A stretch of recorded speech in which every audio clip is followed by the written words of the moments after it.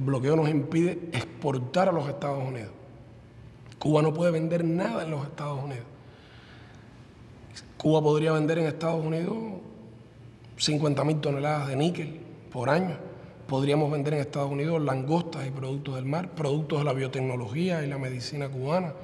Podríamos vender tabaco. Un puro cubano en Nueva York se vende hoy de contrabando en $50 el puro.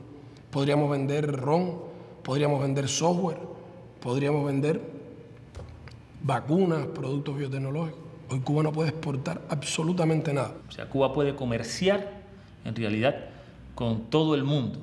Lo que ocurre es que todo el mundo no puede comerciar con Cuba.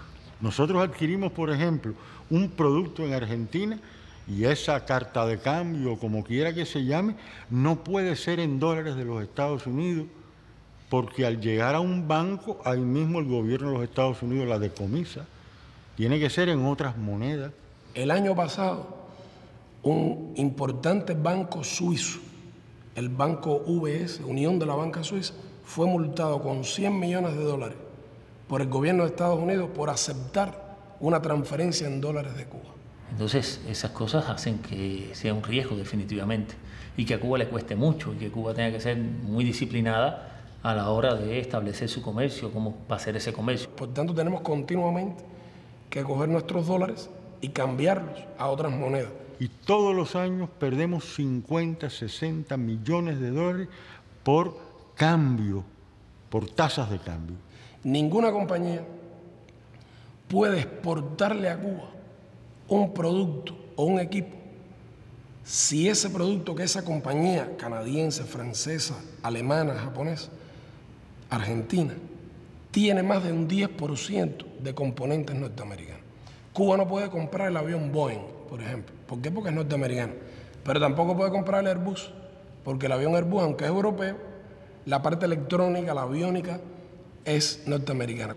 Todas las embajadas norteamericanas tienen dentro de su misión extenderle cartas a las compañías de esos países que comercian con Cuba y advertirles además de las sanciones a las que se arriesgan y amenazarlos además que en caso de una Cuba sin Castro y sin socialismo quedarían fuera de la repartición del pastel. La empresa Mercedes-Benz en Alemania o la Mitsubishi en Japón tienen que demostrarle al gobierno de Estados Unidos que el automóvil que intentan exportar a Estados Unidos en los metales con los que fue construido no contienen níquel cubano.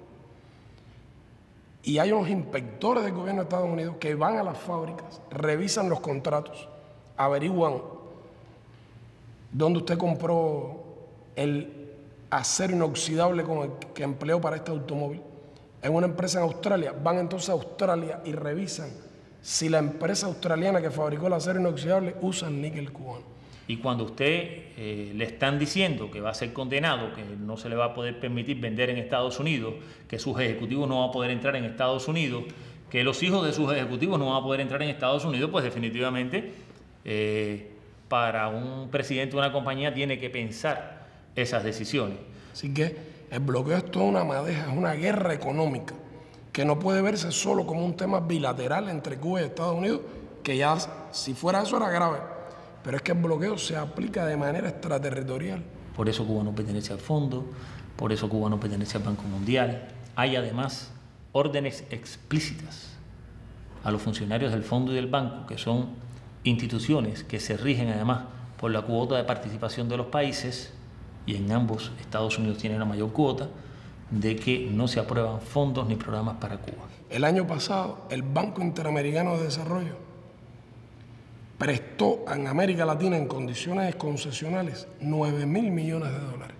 Sin embargo, no le puede prestar ni $1 a Cuba. Eso está prohibido, absolutamente prohibido. No se puede discutir y de hecho no se discute. Si Cuba hubiera recibido solo un 1% de ese dinero, habría recibido 90 millones. ¿Cuánto haríamos nosotros con 90 millones en materia de reparación de hospitales o construcción de carreteras o mejoría en el acceso a agua potable de nuestra población? Así que Cuba solo puede pedir crédito a otras instancias, créditos más caros, más costosos.